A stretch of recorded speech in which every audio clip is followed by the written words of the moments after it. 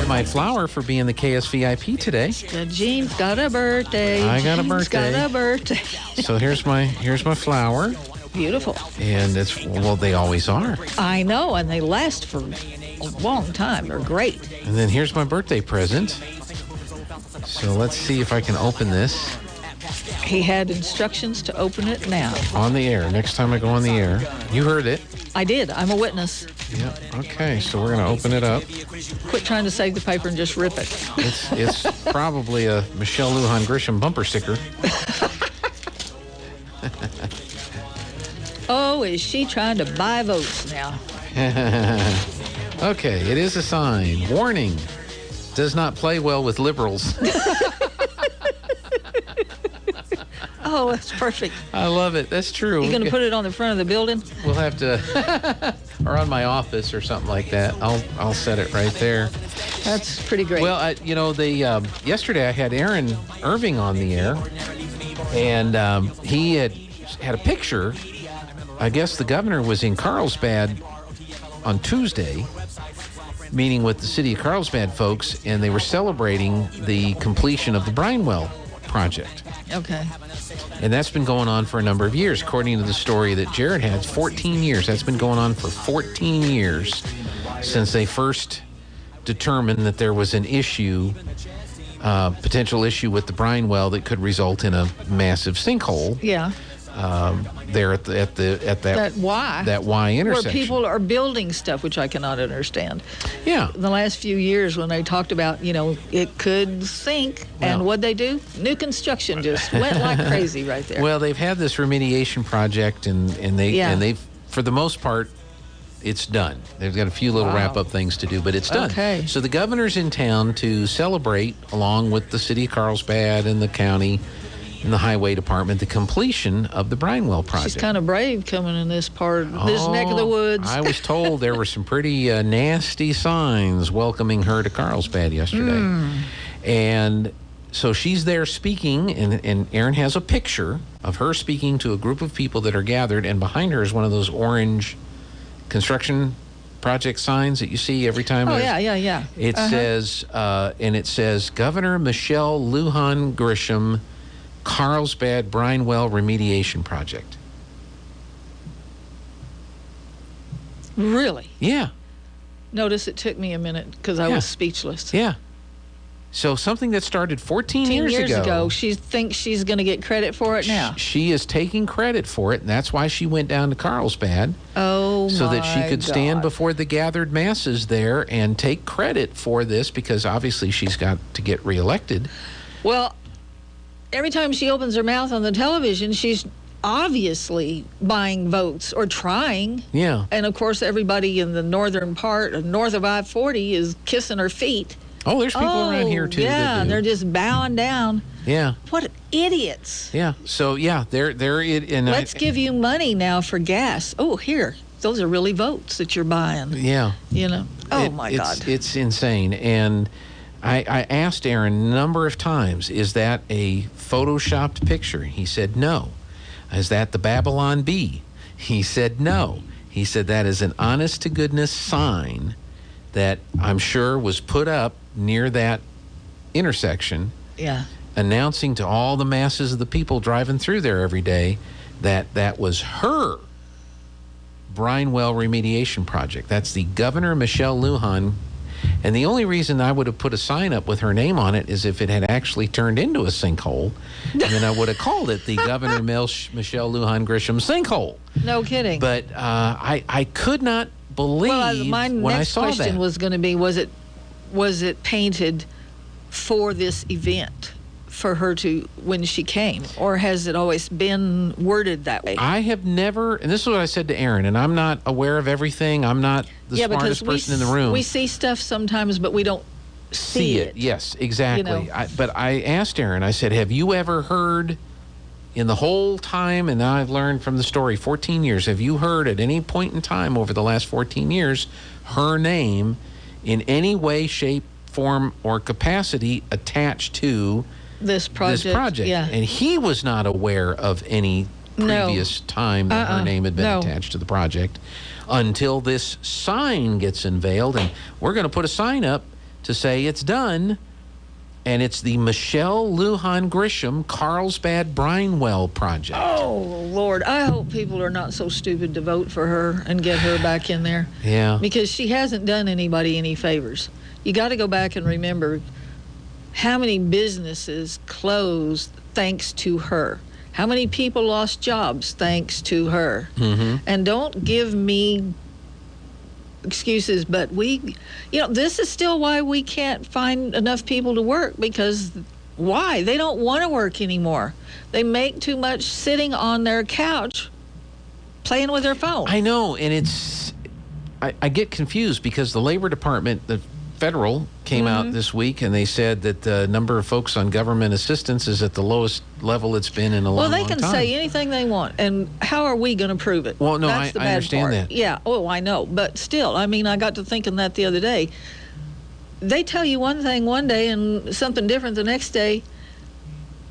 Are we supposed to believe everything they ever say? Because how can things change overnight for some... That's in right. some instances. I was talking to an employer this week, and they had an employee take a job, and they worked the first week. Uh-huh. They came in the first day of the second week, and they haven't seen them since. Yeah. They had somebody else that they hired that had worked previously and was all excited about coming back and all excited about being available anytime. And they needed to come in to cover. Nope. And they said yes. Yeah. And then they said no. We've all had situations like that. And, so everybody is dealing with this. And so part of it is work ethic. Part of it is what you talked about, that there's no incentive to work, No. that there's lots of incentive. Yeah, not because to the work. government's going to hand it to you. Yeah. Well, there's more than one oil company in my building. But they have problems with, when you're working in the oil field, the odds of you getting more than 40 hours a week are really, really good. Mm-hmm. Well, some of these guys, because I hear the stories, their wives say, oh, we don't want you working that many hours. And they'll come in and say, can I just get like maybe 20 or 25? It's like, no, you might have 60 or 80 or, whatever. So what are you going to do? You're in the middle of the highway driving the truck, and you hit your 20 hours. Are you just going to park the truck on the side of the road and walk home? Or are you going to finish the job? Don't give them any ideas. Yeah, don't give them any ideas. I know. It's a problem for them, because if you don't, you don't have enough workers. Mm-hmm. You can't pump the oil. Then, it's a trickle-down effect, and we're paying it at the pump. Yeah. So it's affecting everything, and it's in such a negative way. And then our president seems to not either be aware of the problems or... Well, it's probably because he's never had to buy gas for his own self. Well, maybe 60 years ago. But he wouldn't remember. But they're more focused on their vision of our utopian America, which is, carbon-free, blah, blah, blah. And so they implement their policies.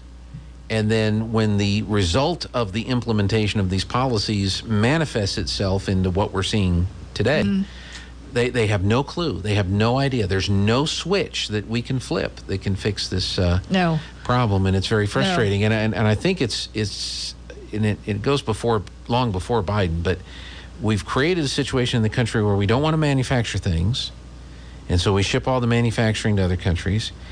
We don't want to drill for oil, so we import all the oil from around the rest of the country. I mean, we don't have anything for people to do. And so you have a lot of youth, especially in the inner cities and the big metro areas. There's nothing for them to do. There's no jobs for them.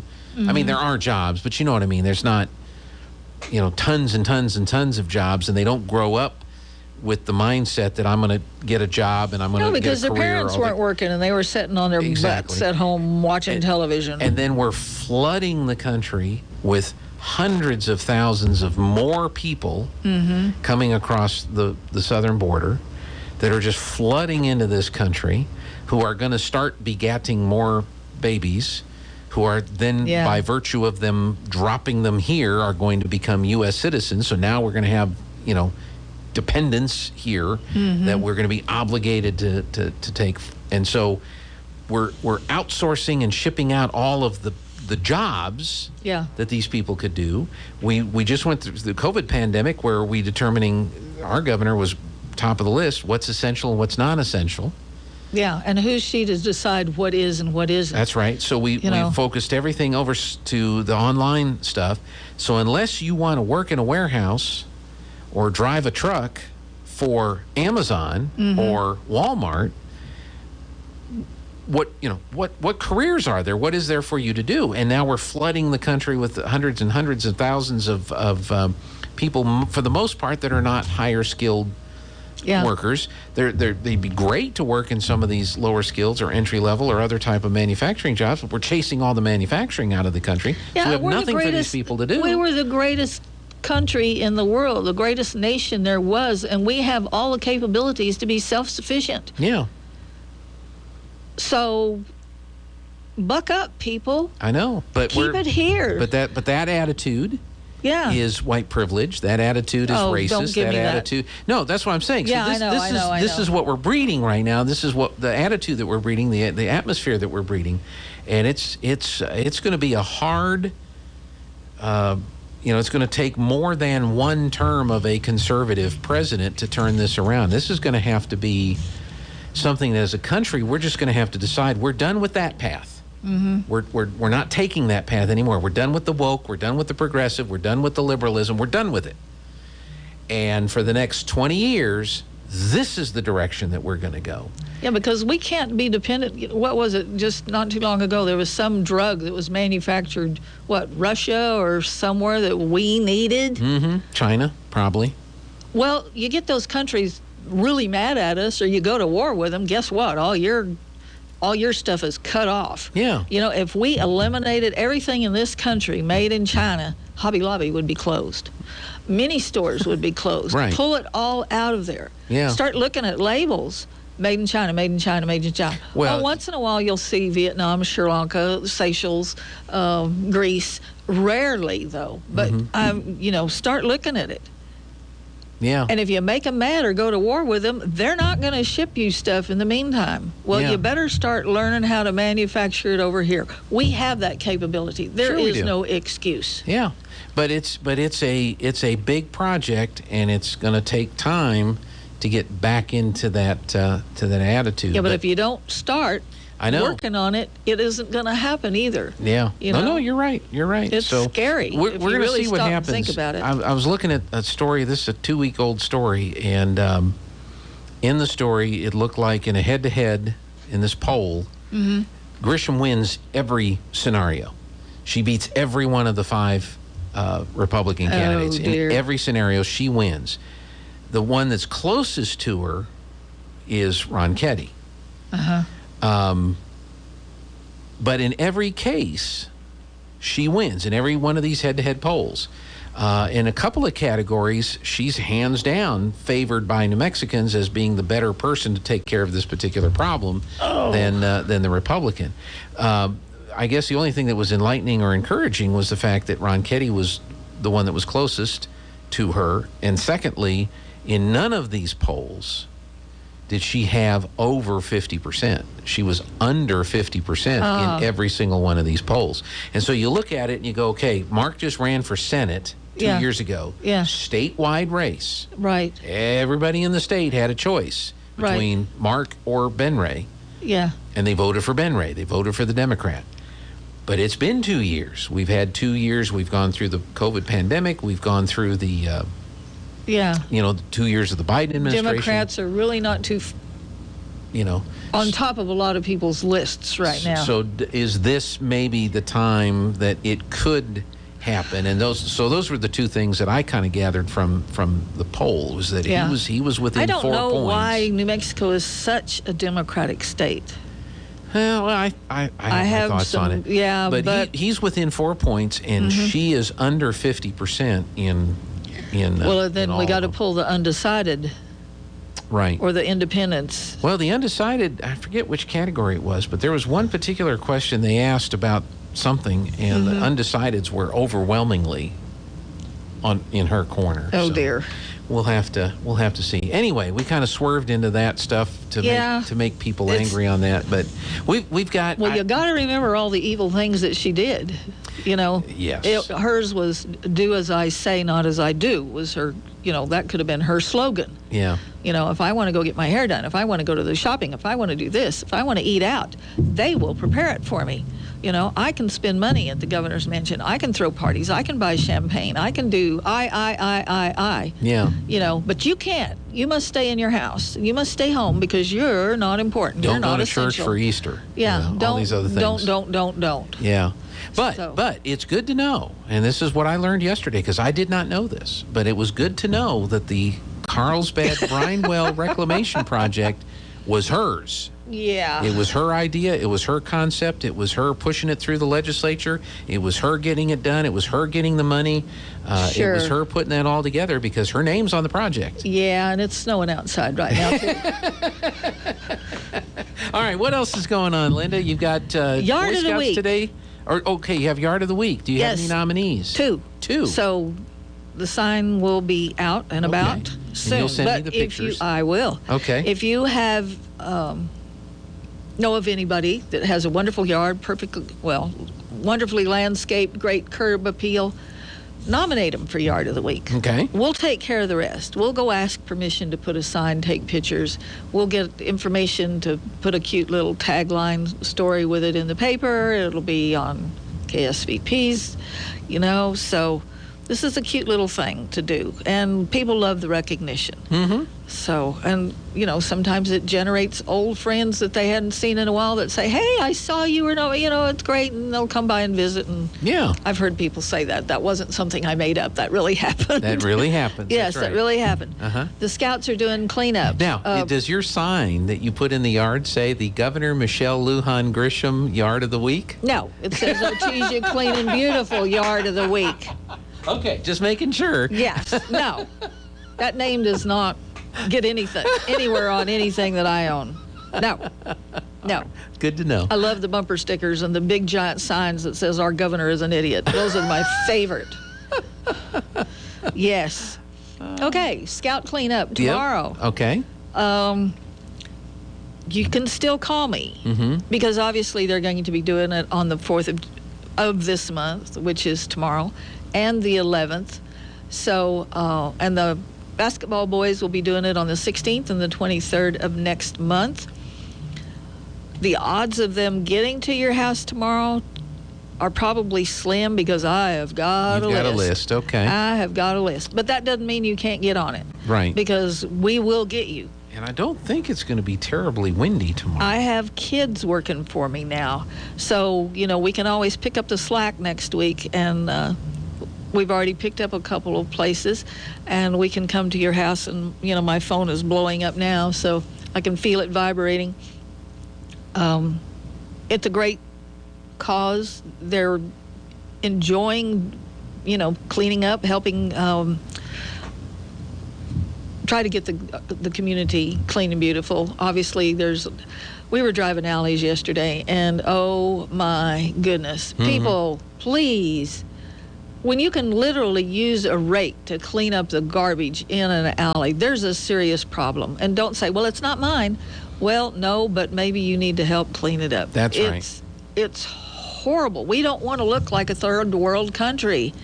And there are places that are so bad. Plus the fact that some of these yards, there's tons of dead weeds in them. Mm-hmm. Plus all kinds of other garbage, pallets that we couldn't even possibly use if we thought about it. That's a great fire hazard. Pallets. No, that is the best fire hazard there is. So unless, you need to take this serious and clean up your place, because somebody could just be mean and throw a match, and then you have a serious problem. So think about that. The traveling dumpsters right now are sitting on the lot just north of St. Anthony's Church. Okay. They were just placed, so they will sit there for 2 weeks. So take advantage. I think everybody got a big card in the mail that gave all this information, and it's really cute, colorful. You can't miss it. It doesn't have anybody's face on it that looks like a political card, so read it. There are phone numbers on it. So are these the Michelle Lujan Grisham? No, they are not. traveling dumpsters? No, they are Is not. her face plastered all over these dumpsters? It could be on the inside where you could throw stuff. Yeah. So if you want any information on any of she's this, taking credit for everything. I know. Yeah. Well, give me a call at 575-513-0143 and tell me what you need.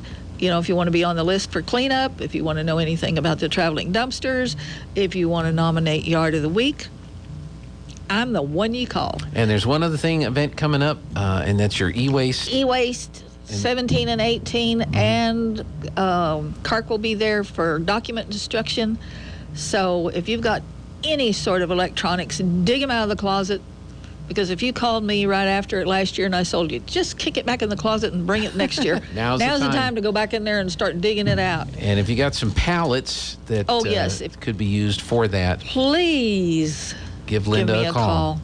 Yeah. All right. I never thought there'd be a shortage or that I'd have to, just couldn't back up and load them right away. But yeah, now my source is kind of very limited. Yeah. So if you've got pallets, I need them.